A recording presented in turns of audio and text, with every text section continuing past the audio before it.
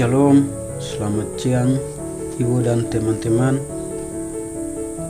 Di video kali ini saya akan membahas tentang periodisasi gereja di Asia. Namun sebelum itu saya akan memperkenalkan nama lengkap saya, Polce Union Derbiti, NIM 203 2021 0038, kelas B, semester 3, Prodi Sosiologi Agama, tugas Sejarah Gereja Umum 2, asal kampus IAKN Kupang atau Institut Agama Kristen Negeri Kupang.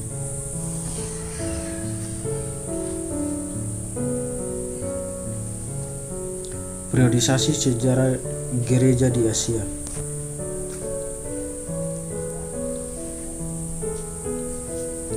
Gambaran umum gereja Asia.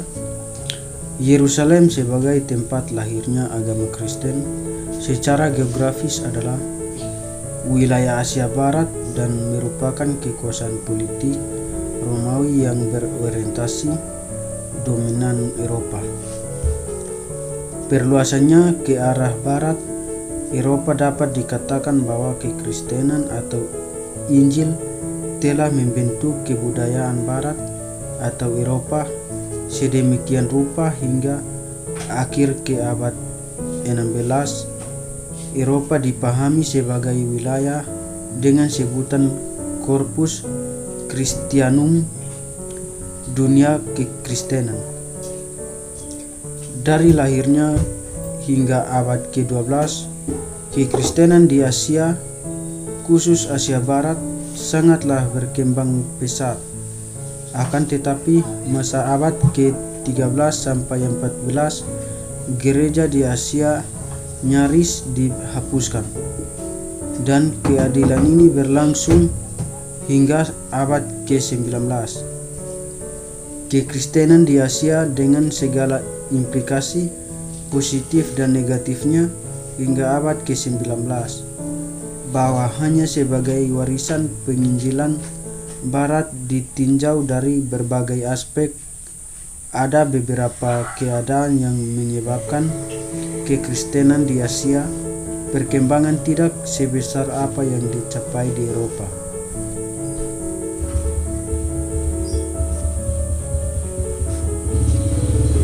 Keadaan yang menyebabkan perkembangan kekristenan di Asia.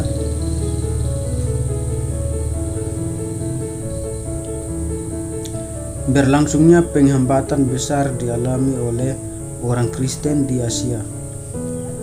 Terjadi ketika mereka berjumpa dengan kelompok agama-agama besar dan kuat yang di sebelumnya menyatu dengan aspek kehidupan dan kebudayaan bangsa-bangsa Asia.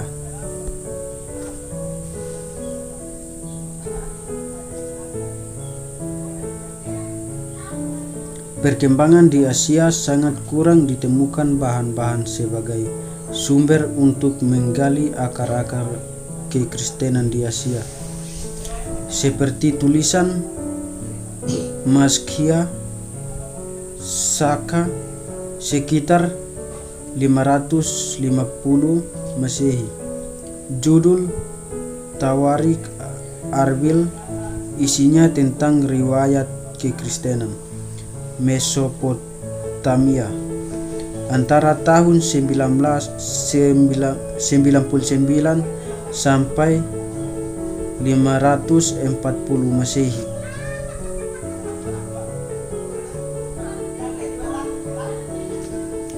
Perpecahan gereja barat dan timur dari hasil konsili Nicea 325 dan Chalcedon 451 tentang perdebatan Trinitas antara Agustinus, Arius, Nestorius, Jerome, dan Chrysostomus. Orang Kristen dianggap bidat atau sesat.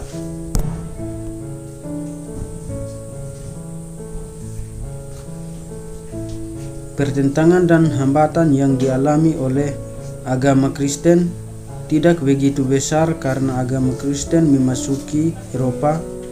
Di sana tidak dijumpai agama-agama besar seperti di Asia. Yang ada hanya agama suku yang bersifat primitif.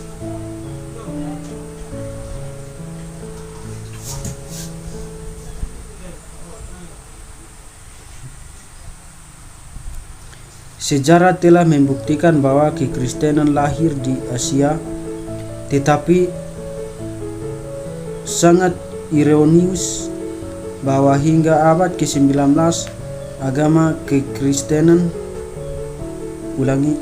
Kristen dianggap sebagai agama barat karena agama Kristen datang dari barat bersamaan dengan masuknya ekspansi kolonialisme barat ke Asia.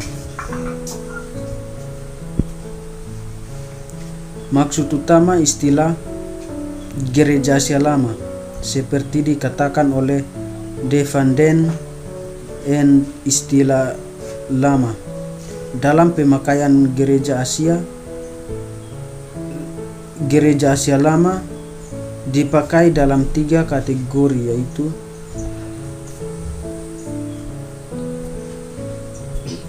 satu, membedakan gereja di Asia pada zaman pertama dengan gereja yang munculnya sesudahnya akibat usaha-usaha perjanjian lama orang barat.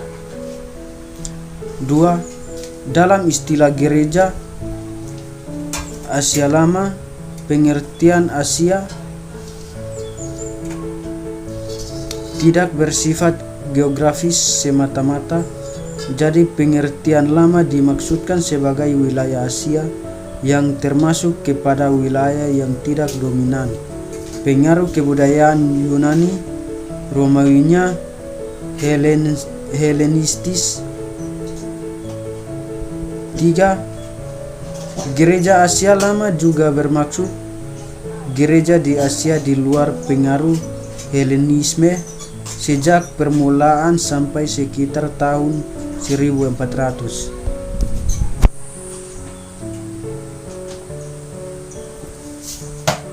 Dari penjelasan di atas, maka periodisasi sejarah gereja di Asia dapat dibuat sebagai berikut.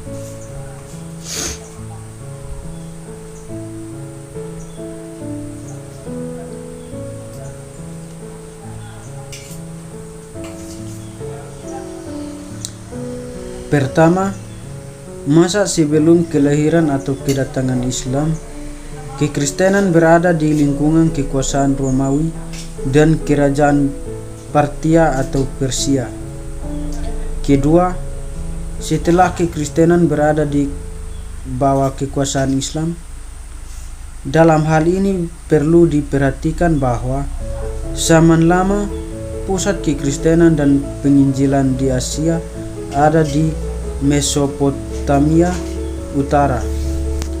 Dari sinilah kegiatan perjanjian lama dilakukan oleh orang-orang Kristen Syria atau kemudian orang Kristen Nestorian ke berbagai daerah di Asia.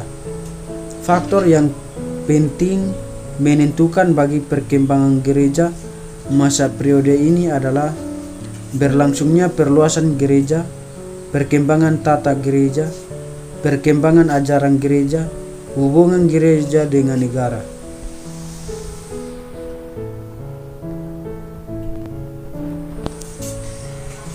Zaman gereja baru, zaman Vasco dan Gama, zaman pekabaran Injil dari dan oleh orang-orang barat, kurang lebih tahun 1500 sampai 1947. Zaman ini juga dibagi ke dalam 2 periode, yaitu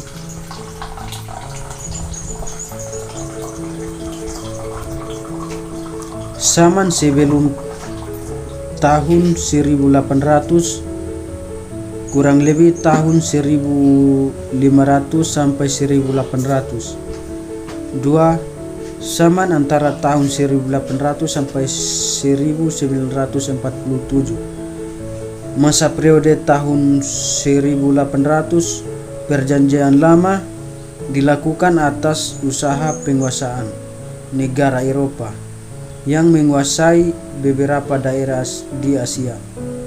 Sedangkan periode kedua yakni setelah tahun 1800, di mana usaha-usaha Perjanjian Lama dilakukan oleh berbagai lembaga penginjilan.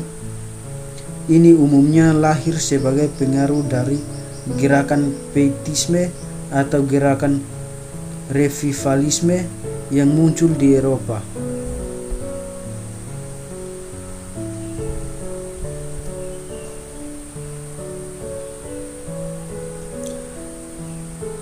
Alat pendukung bagi perluasan gereja di Asia pada masa abad pertama.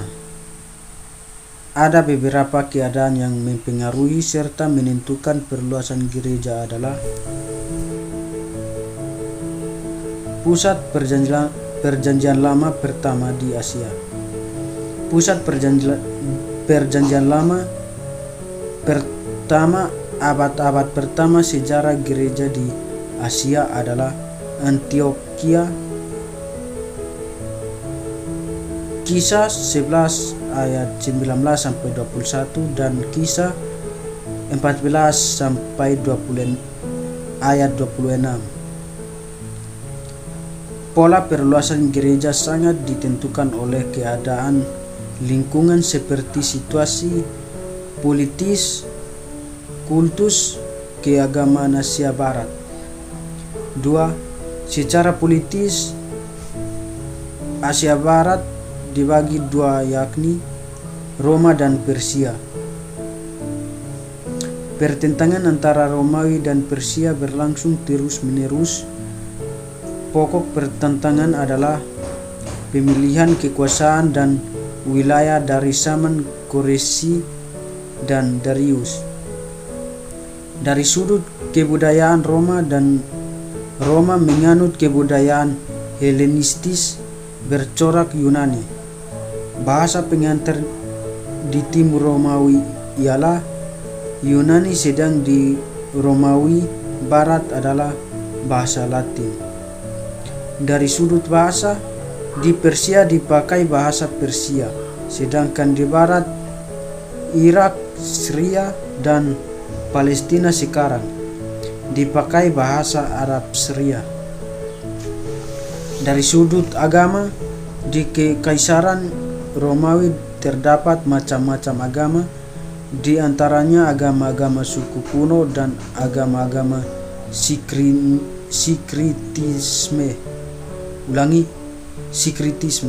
yang baru. Namun di Persia agama Zoroaster telah menjadi agama negara.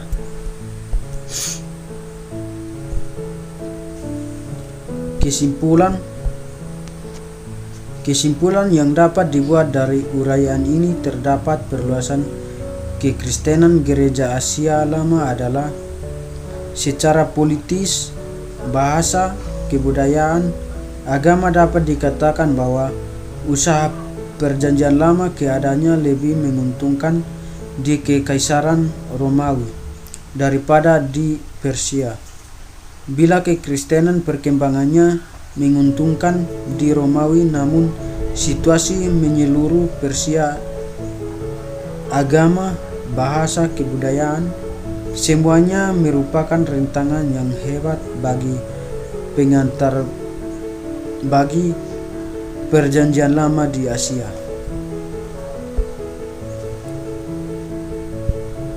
Terima kasih.